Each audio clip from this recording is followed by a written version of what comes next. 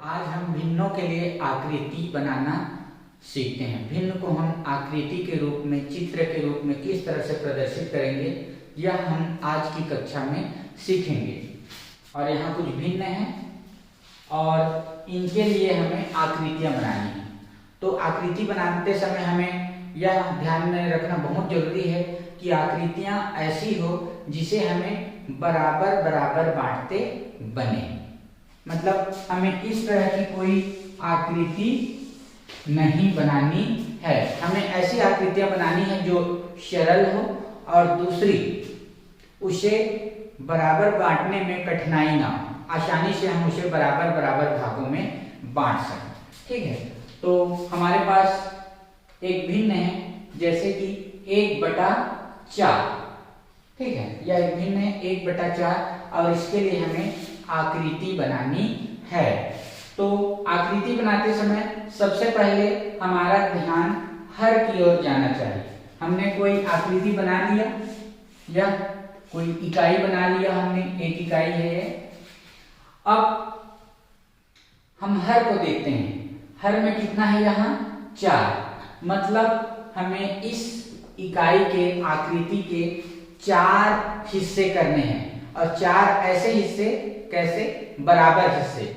4 ऐसे हिस्से करने हैं कि वह आपस में कैसे हो? बराबर हो। तो चलिए करते हैं। मैंने इसे इस तरह से बांट दिया और इस तरह से। ठीक है, ये हो गए 4 बराबर हिस्से। हर में अगर 4 है तो हम उसके 4 हिस्से कर लिए। ठीक है, अब अंश को देखते हैं। अंश में कितना है? अंश में है 1। मतलब एक भाग को हमें क्या करना है? रंगीन करना है, भरना है। तो चलो एक भाग को हम रंगीन कर लेते हैं या भर लेते हैं इस तरह से।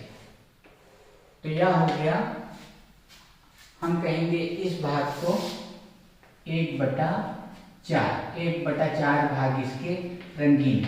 ऐसे तो सभी भाग 1/4 को प्रदर्शित करते हैं ना। यह भी 1/4 है, यह भी 1/4 है, यह भी 1/4, यह भी 1/4। ठीक है, लेकिन चूंकि एक भाग रंगीन है तो हम इसे कहेंगे 1/4। 3 भाग तो है ही नहीं।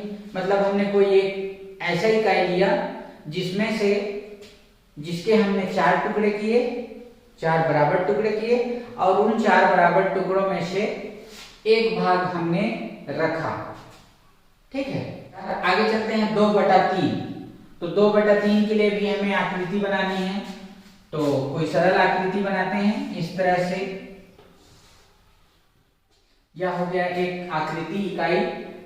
अब हर में देखते हैं कितना है? 3। मतलब इस इकाई के 3 बराबर टुकड़े करते हैं, 1, 2 और ये 3। 1, 2, 3। जहां हर एक भाग कितना होगा? 1/3 होगा। ठीक है ना, हर एक भाग कितना है? 1/3। अब देखते हैं अंश में। अंश में 2 है तो हम इसके 2 भाग को रंगीन कर लेते हैं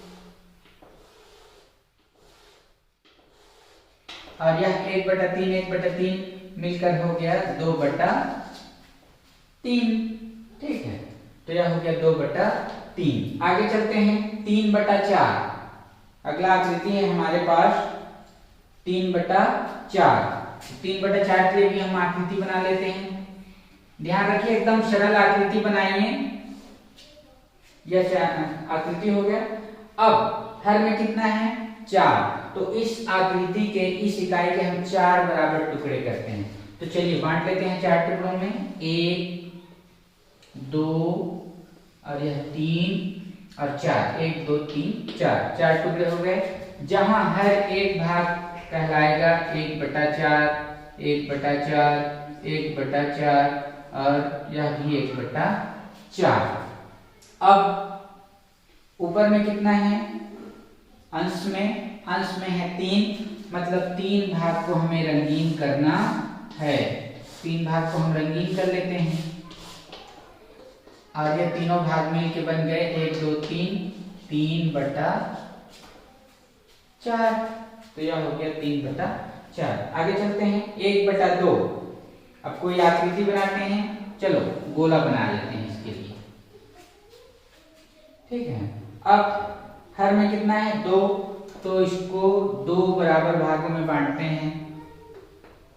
अब अंश में कितना है 1, तो एक भाग को रंगीन कर देते हैं, तो यह भाग कहलाएगा 1/2। यह भी 1/2, पर यह खाली है।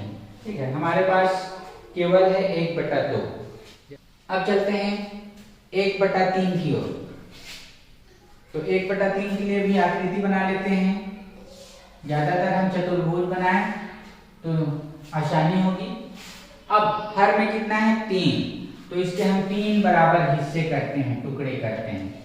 यह हमने कर लिया। अब अंश में कितना है 1, तो हमें इसके एक भाग को रंगीन करना है, और यह कहलाएगा 1/3। ऐसे तो सभी भाग 1/3 है, पर ये 2 भाग खाली है।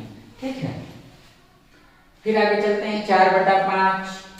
तो कोई इकाई बनाओ, चतुर्भुज। अब हर में कितना है 5, तो इसके 5 टुकड़े करते हैं। 1, 2, 3 और ये 4 और ये 5, जहां हर एक भाग कहलाएगा 1/5, 1/5, 1/5, 1/5 और 1/5। ठीक है, अब अंश में कितना है 4, अंश में कितना है 4, तो इसके 4 भाग को रंगीन कर लेते हैं। 1 भाग, 2 भाग, 3 भाग, 4 भाग। चारों भाग जुड़ गए, 1, 2, 3, 4, तो यह हो गया 4/5। आगे 6/7 बनाएंगे कोई आकृति। अब इसके हर में कितना है 7, तो हम 7 बराबर हिस्से करते हैं।